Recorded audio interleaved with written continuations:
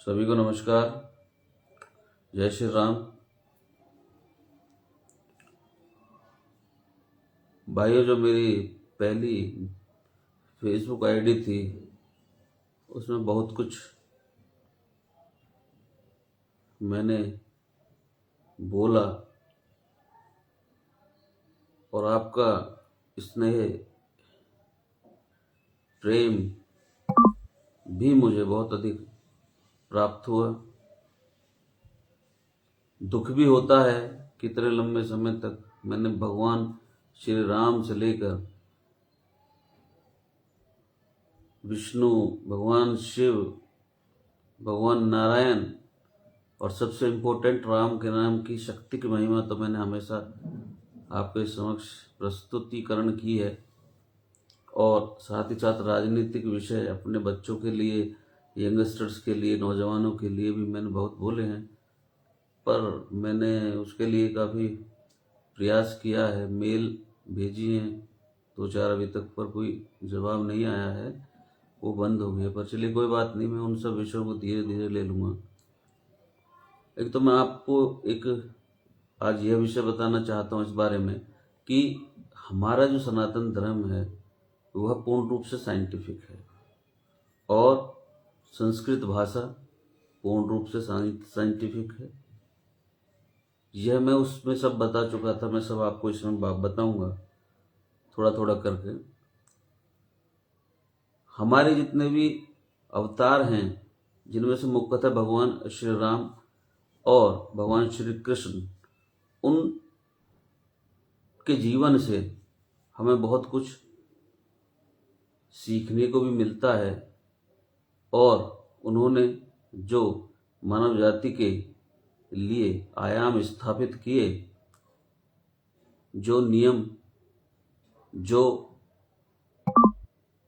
धर्म के अंतर्गत रहते हुए अपने परिवार और समाज के प्रति हमारा क्या कर्तव्य है और किस प्रकार करना चाहिए, सब बताया। और मैनेजमेंट, फैमिली का मैनेजमेंट और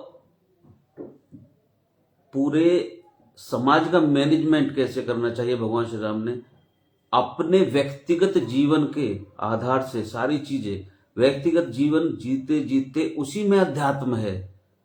यानी कि उन्होंने जीवन ऐसा जिया है कि उसके अंदर ही अध्यात्म है, दूसरे अध्यात्म की आवश्यकता नहीं है। जैसे कि भगवान श्री राम 4 भाई ही क्यों थे? दशरथ जी की 3 पत्नियां ही क्यों थी? दशरथ ही राम के पिता क्यों होंगे? रावण के 10 सर ही क्यों थे, जबकि शक्ति रावण के पास ज्यादा थी? अकॉर्डिंग टू द, देखिए वो तो राम तो पार परमेश्वर हैं, लेकिन जब वो लीला रचने आए तो दशरथ, रावण की शक्ति ज्यादा है, रावण पे पैसा ज्यादा है, धन ज्यादा है, रावण पुजारी ज्यादा है, फिर भी वो क्यों पराजित हो जाता है भगवान श्री राम से?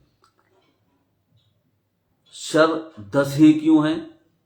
और एक सर उसका कटता है तो दूसरा पुनः आकर क्यों लग जाता है?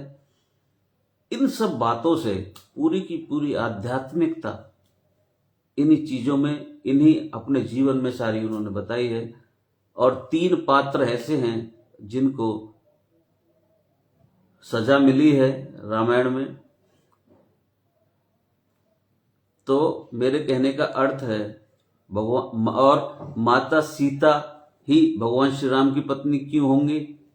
देखिए एक एक विषय, एक एक चीज कितनी महत्वपूर्ण है, समझने की बात है। और रावण केवल माता सीता की छाया का ही हरण क्यों कर पाएगा? ये सारी बातें सोचना। हम क्या करते हैं, हम रामायण का वाचन करते हैं, पढ़ते हैं उसे, परंतु इन गहराइयों में नहीं जाते, क्योंकि पढ़ना भी बहुत अच्छी बात है, पढ़ना भी चाहिए, लेकिन उनसे हमें शिक्षा क्या मिलती है? उन्होंने वो जो लीला करने आए थे वो केवल धर्म को स्थापित करने मात्र के लिए नहीं आए थे, अपितु वह ऐसे आदर्श जीवन की स्थापना करके उन्होंने दिखाई कि हम किस प्रकार से जीवन जीकर मोक्ष को प्राप्त कर सकते हैं। और भगवान श्री कृष्ण ने जो गीता का उपदेश दिया वह तो मैं बताता हूं कि इस संसार में आज तक उसकी पूर्ण रूप से व्याख्या ही नहीं हो पाई है। बहुत लोगों ने अपने अपने हिसाब से उसकी व्याख्या की है। चलो ये मैं आपको बाद में बताऊंगा। अब मैं थोड़ा सा पॉलिटिकल विषय में आता हूं। आजकल एक विषय चल रहा है कि सभी के मन में आज तक यह बात धसी हुई है, जिसके लिए कितने भी अगर प्रयास किए जाएं तो मैं समझता हूं वह समझ आना अत्यंत कठिन है। और वह जो बात है कि मुसलमान से बीजेपी नफरत क्यों करती है। अब मैं इस विषय में थोड़ा बताऊंगा आपको। इस विषय को उठाने वाले जो लोग हैं वो कौन हैं, और जिन्होंने ये लिखा है, जिन्होंने ये विषय भारतीय जनता पार्टी पर एलिगेशन लगाया है, जो देश की सबसे बड़ी एक शानदार पार्टी है जिसका नाम है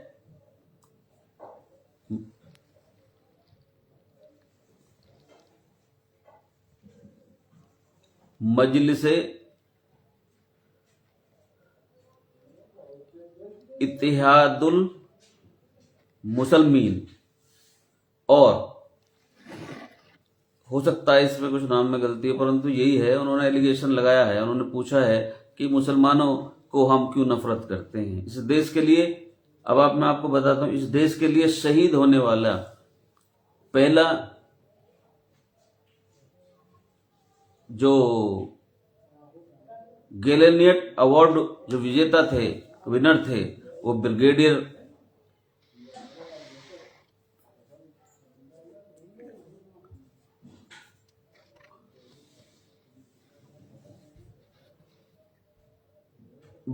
उस्मान, जो उत्तर प्रदेश के ही थे। कोई सेकुलर व्यक्ति मुझे ये बताए, कोई सेकुलर पार्टी ये बताए कि मोहम्मद उस्मान के घर कोई आज तक गया हो तो उसका प्रमाण हमारे सामने प्रस्तुत करें। परंतु बीजेपी गई वहां पर। 1965 की लड़ाई में ब्रिगेडियर अब्दुल हमीद जिसने शहादत दी, कोई उनके यहां सेकुलरिज्म का जो सूरमा बनते हैं वो यदि गया हो तो बताइए। केवल एलिगेशन लगाने मात्र से काम नहीं चलता। समझने का, ये हमारे देश में आज तक भ्रमित करने का जो कार्य किया गया है वो भी उत्तर प्रदेश के गाजीपुर के रहने वाले हैं। और सुनिए, हम गए ही नहीं थे वहां पर केवल, बल्कि मोदी जी ने उनके पूरे परिवार को बुलाया, उनकी पत्नी जी को बुलाया और उनका सम्मान किया। और ये बताइए कि 15 अगस्त 1947 में पहली शहनाई लाल किले पर किसने बजाई थी। समझने योग्य बातें हैं सारी। उस्ताद बिस्मिल्लाह खां, उसको 2001 में भारत रत्न मिला अटल जी की सरकार में। 50 साल तक आपने सियासत की तो उनको क्यों नहीं दिया भारत रत्न, जिन्होंने फर्स्ट शहनाई बजाई थी। गांधी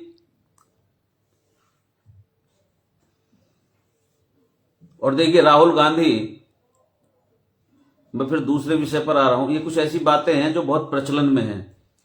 राहुल गांधी जी यदि महाकालेश्वर में दंडवत प्रणाम करते हैं तो यह विषय उनका पर्सनल है। और यदि नरेंद्र मोदी जी राम मंदिर जाते हैं, राम मंदिर का उद्घाटन करते हैं, प्राण प्रतिष्ठा कराते हैं, तो वह बीजेपी का एक प्रचार का माध्यम है,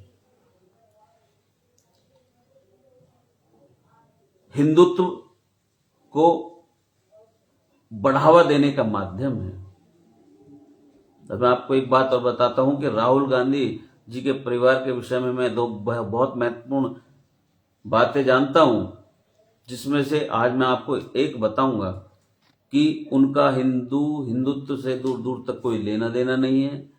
वह एक क्रिश्चियन परिवार है। प्रत्येक रविवार को उनके यहाँ पर पादरी जो होते हैं इनके, वो आते हैं और जो भी विधि विधान से उनकी पूजा पद्धति होती है क्रिश्चियंस की, वो सब करते हैं।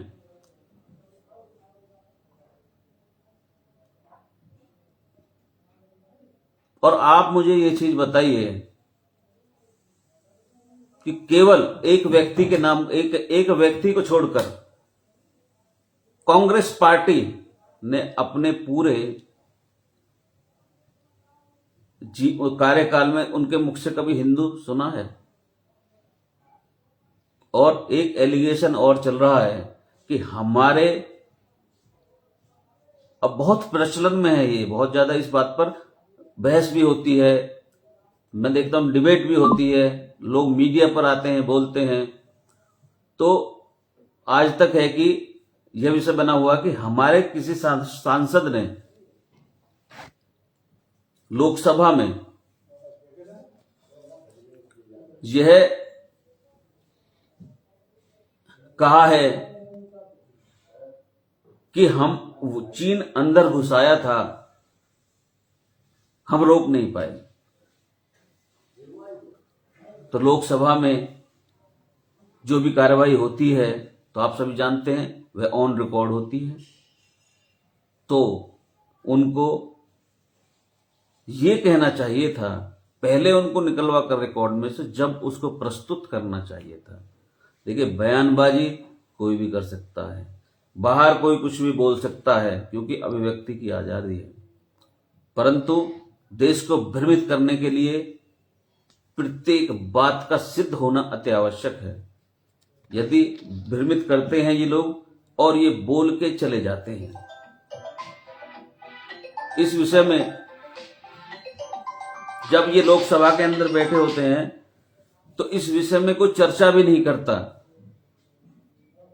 कि जिस सांसद ने बोला है उस सांसद को के रिकॉर्ड को हमें निकलवाना चाहिए। उनको पूरा अधिकार है रिकॉर्ड निकलवाने का। उनके एक एक शब्द जो लोकसभा में बोला जाता है वह ऑन रिकॉर्ड होता है, ऑथेंटिक होता है। बाहर तो कोई कुछ भी बोल सकता है। तो आज देश जागरूक है और आज मैं आपको एक महत्वपूर्ण जानकारी और देना चाहता हूं कि काफी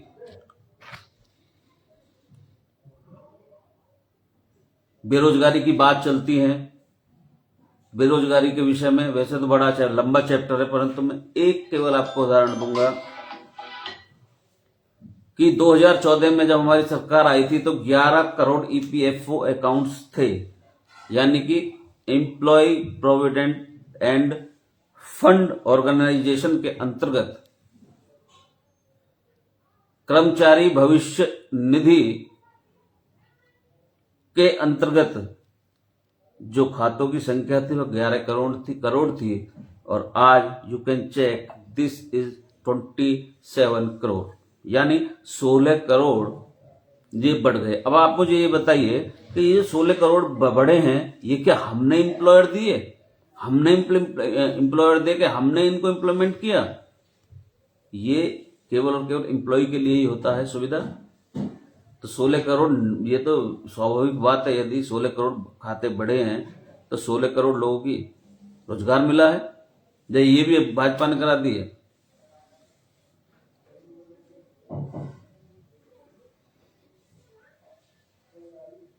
और हमें अच्छा भी लगता है ये चीज, क्योंकि जो लोग बेरोजगार हो गए हैं, मोदी जी ने जिनको बेरोजगार कर दिया है पूर्ण रूप से, वो बेरोजगारी की बात करते हैं तो अच्छा लगता है।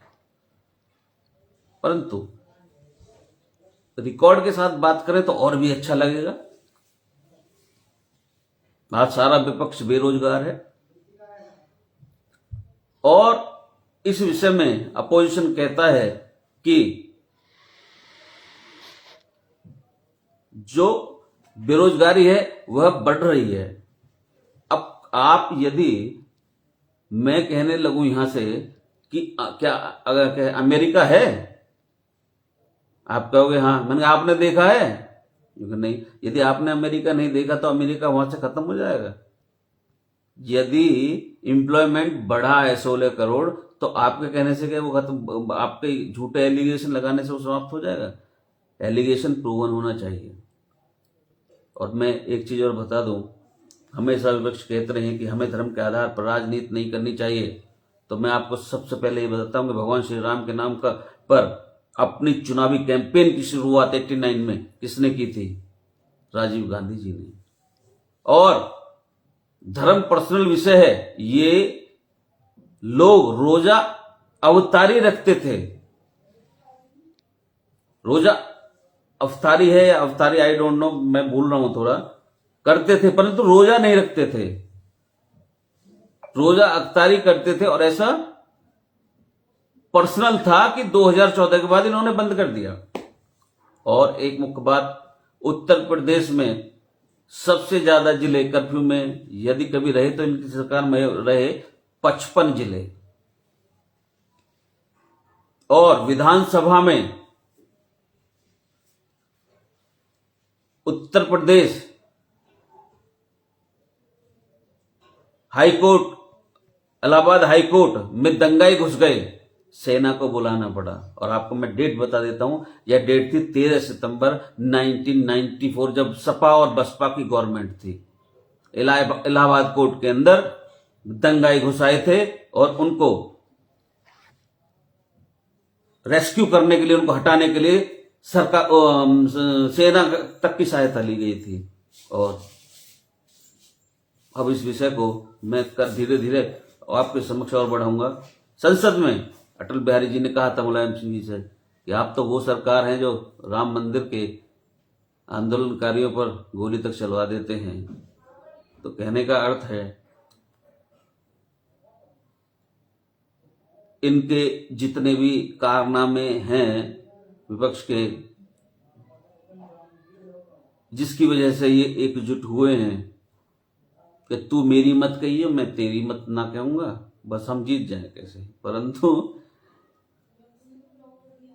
पूर्ण रूप से सफाया होगा। राहुल गांधी जी अब कोई नई यात्रा निकालने जा रहे हैं, न्याय कौन सी यात्रा है, उसमें विफल होंगे। बेफिजूल में जो वो भागे फिर रहे हैं, उनको तो राजनीति छोड़ देनी चाहिए। वो कहीं स्टैंड ही नहीं करते, केवल परिवार के आधार पर स्टैंड करते थे। वो परिवार, उसका मोदी ने अस्तित्व समाप्त कर दिया, अब क्या बचा?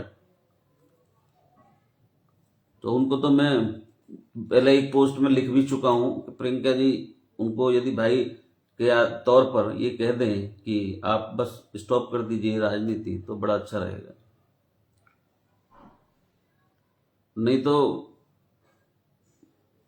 ऐसा हो सकता है कि कांग्रेस की जो सीटें हैं वो 0 हो जाएं। जी, मैं अपने अनुसार नहीं कह रहा, ये लोगों की जो लोक शक्ति है, लोकतंत्र के प्रति जो लोगों की श्रद्धा भाव है, जो लोकतंत्र से आशा है जिन लोगों को, और लोकतंत्र की शक्ति को जिसने जीवंत किया है, पुनः पहले अटल जी ने जीवंत किया था, जेपी नारायण ने जीवंत करने का, उसी समय ये जेपी आंदोलन खड़ा हुआ था। लोकतंत्र की पूर्ण रूप से हत्या हो चुकी थी, तो जेपी नारायण ने अपने अंतिम समय में, जब उनकी दोनों किडनी फेल हो गई थी, उस समय भी देश की परिक्रमा की थी केवल लोकतंत्र को बचाने के लिए। और जब भी उसी दौर से ये सरकारें बदलना प्रारंभ हुई। और कुछ लोग तो ऐसे थे जिन्होंने अपनी कुर्सी को भी त्याग दिया उस आंदोलन में आने के लिए। कहने का अर्थ है, कुछ ना कुछ तो रहा होगा। और मैं सब बताऊंगा कि सत्ता परिवर्तन क्यों हुआ। 25 वर्ष तक कोई सत्ता परिवर्तन हुआ ही नहीं, 27 वर्ष तक, उसके बाद क्यों सत्ता परिवर्तन हुआ। ये सारी बातें समझने योग्य हैं, सोचने योग्य। जिसका एक छत्र राज हो, उसको सत्ता परिवर्तित हुई क्यों हुई। कहने का मेरा मतलब ये है कि सिर्फ एलिगेशन लगाने मात्र से विषय या कोई बात सिद्ध नहीं हो जाती। उसको सिद्ध करने के लिए डॉक्यूमेंट्री प्रूफ होना बहुत आवश्यक है। आंकड़ों के साथ होना बहुत आवश्यक है। जो लोग जानते हैं कि EPF employ provident and fund account जो होता है वह कौन खोल सकता है या किसकी उसकी क्या प्रक्रिया है, वो बड़े आराम से इस बात का कैलकुलेशन कर सकते हैं कि रोजगार घटे हैं या बढ़े हैं। महंगाई के विषय में मैं बताऊं 2014 में क्या थी, आज क्या है, वो सारी चीज़ें मैं आपको बताऊंगा। सिलेंडर का रेट आज से जो आज है उससे ज़्यादा था 2014 जनवरी में। तो कहने का मेरा अर्थ है मैं वो सारी चीज़ें धीरे धीरे बताऊंगा। परंतु दुख हो रहा है मुझे काफ़ी कि मेरा वो फेसबुक बंद हो गया। तो मैंने बहुत कुछ बोला था और दोबारा बोलना पड़ेगा, अब ज़्यादा से ज़्यादा मुझे बोलना पड़ेगा, लेकिन कोई बात नहीं। मुझे आप पर विश्वास है कि वही प्रेम मुझे यहाँ मिलेगा और मैं आपकी कृपा, आपके प्रेम, आपके स्नेह की वजह से ही एक छोटा सा, मेरे लिए तो बहुत बड़ा, लेकिन आपके आशीर्वाद के सामने तो वो बहुत तुच्छ है, वह स्थान मुझे मिला है। और आज मैं गर्वान्वित भी महसूस करता हूँ अपने आप को कि जिस पार्टी में मैंने जब गवर्नमेंट या राजनीतिक विषय में जो थोड़ा बहुत जाना, तो अटल जी को देख के ही मैंने कुछ थोड़ा थोड़ा जानना शुरू किया था। उस समय से मैं उनके भाषण सुनता था, पहले भी मुझे बहुत शौक था उनके भाषण सुनने का। तो मेरा मन था कि यदि कभी सेवा करने का अवसर प्राप्त होता है तो भारतीय जनता पार्टी में ही सेवा करना का अगर यदि मौका मिले कभी, तो यह मेरे लिए बहुत बड़ा परमात्मा के द्वारा दिया हुआ पुरस्कार होगा। और परमात्मा ने आपके आशीर्वाद को फलित किया और मैं आज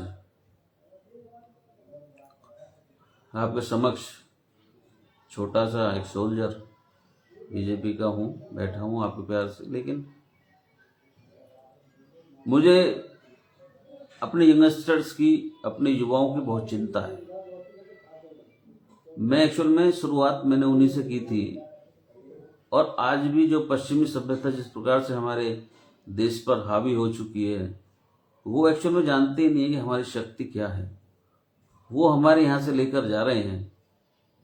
और वो मैंने उनको एप्पल के जो CEO थे, फेसबुक के, व्हाट्सएप के जो CEO थे, सबकी जानकारी उनको मैंने दी कि वो कैसे कैसे हमारे धर्म से प्रेरणा, मोटिवेशन लेकर आगे बढ़े।